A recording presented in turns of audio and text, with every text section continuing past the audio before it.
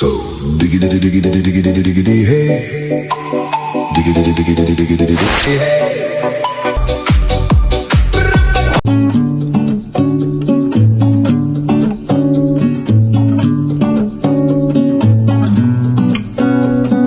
Apprécier son café, c'est aussi savoir d'où il vient. Dans son pays d'origine, la cerise de café parcourt de nombreuses étapes avant d'arriver à notre tasse. Le café provient d'un arbuste à feuilles persistantes appelé caféier. Il pousse en haute altitude, dans un climat chaud, à plus de 650 mètres au-dessus du niveau de la mer. Après la saison des pluies, le caféier fleurit et produit des cerises de café. Chaque cerise contient habituellement 2 noyaux se faisant face. Ce sont ces noyaux qui, une fois nettoyés et transformés, deviendront des grains de café.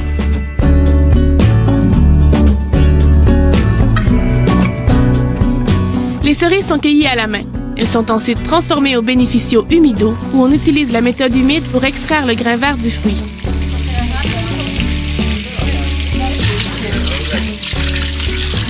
Cette méthode utilise de l'eau à chaque étape du processus. Les cerises sont d'abord plongées dans un grand réservoir. Le but est de faire un premier tri. Les cerises flottantes prendront un chemin et les cerises qui coulent en prendront un autre. Ensuite, on utilise un dépulpeur pour séparer la pulpe et la peau des grains.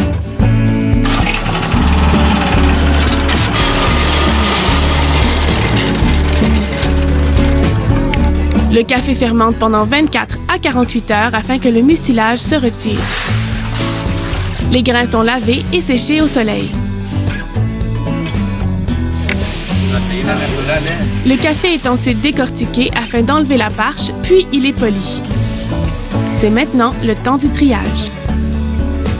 Une série d'appareils permet de séparer les grains. Un dernier triage se fera à la main. Après le tri final, le café est prêt à être envoyé au pays consommateur pour être torréfié avec soin et dégusté. Bon café!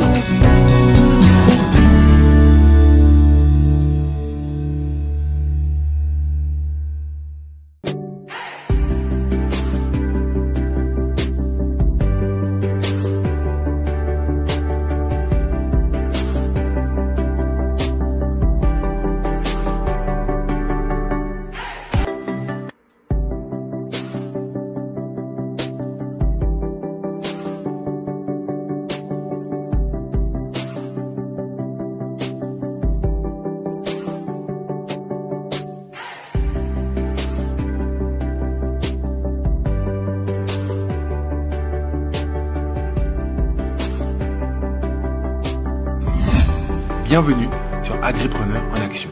Ici, on parle exclusivement d'agriculture. Abonnez-vous à la chaîne et likez la vidéo.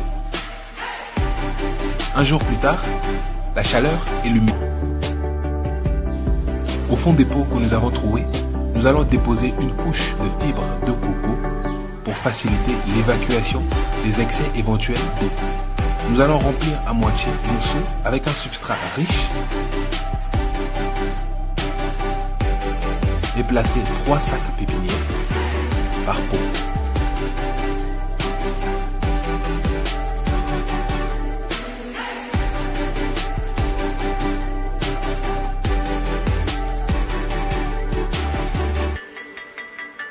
Concrètement, pour repiquer, nous allons délicatement déchirer nos sacs pépinières de cette façon.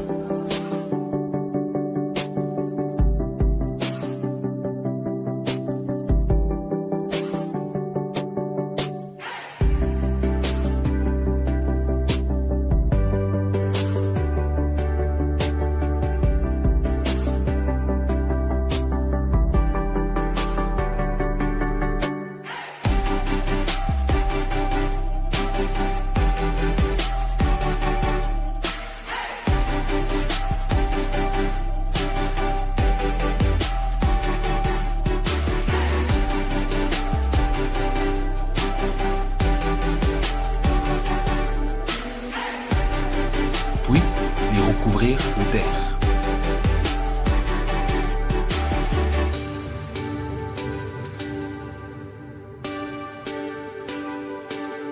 Pour finir, on arrose.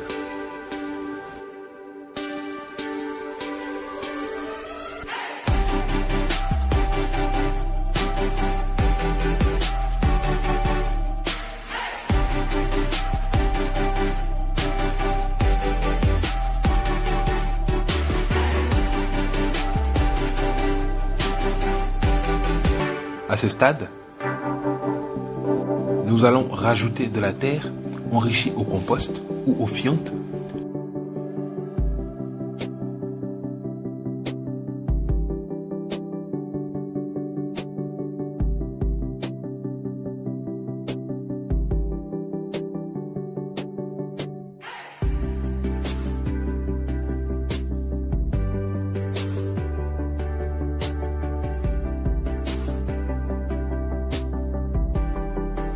Et on arrose abondamment.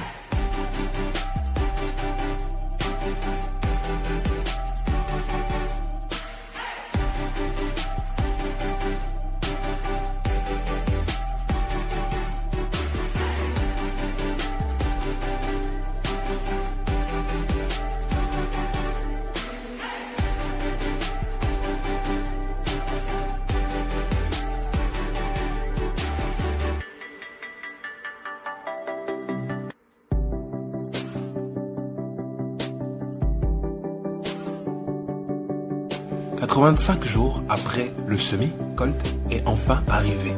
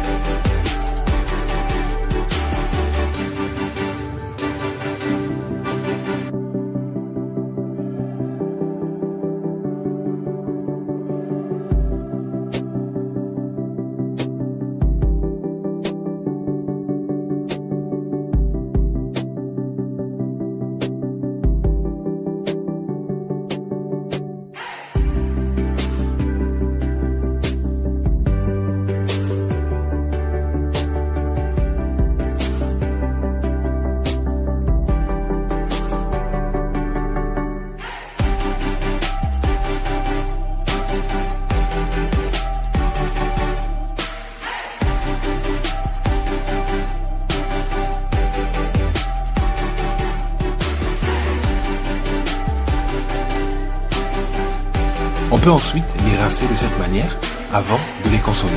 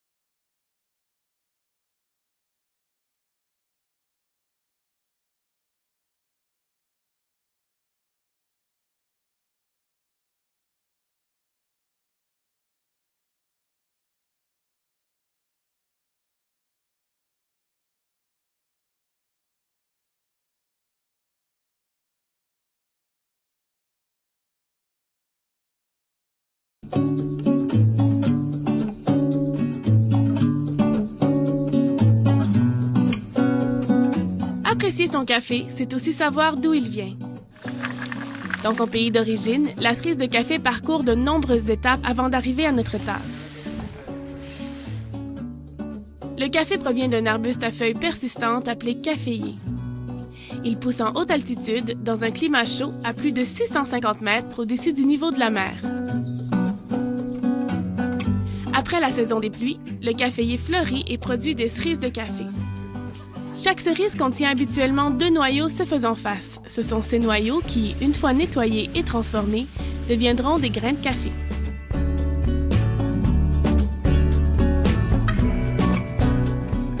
Les cerises sont cueillies à la main. Elles sont ensuite transformées au bénéficio humido, où on utilise la méthode humide pour extraire le grain vert du fruit.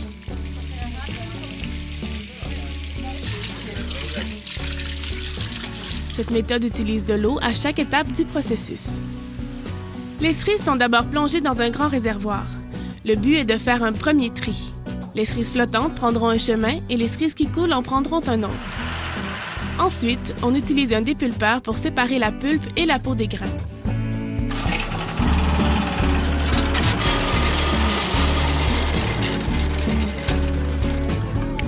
Le café fermente pendant 24 à 48 heures afin que le mucilage se retire. Les grains sont lavés et séchés au soleil. Le café est ensuite décortiqué afin d'enlever la parche, puis il est poli. C'est maintenant le temps du triage.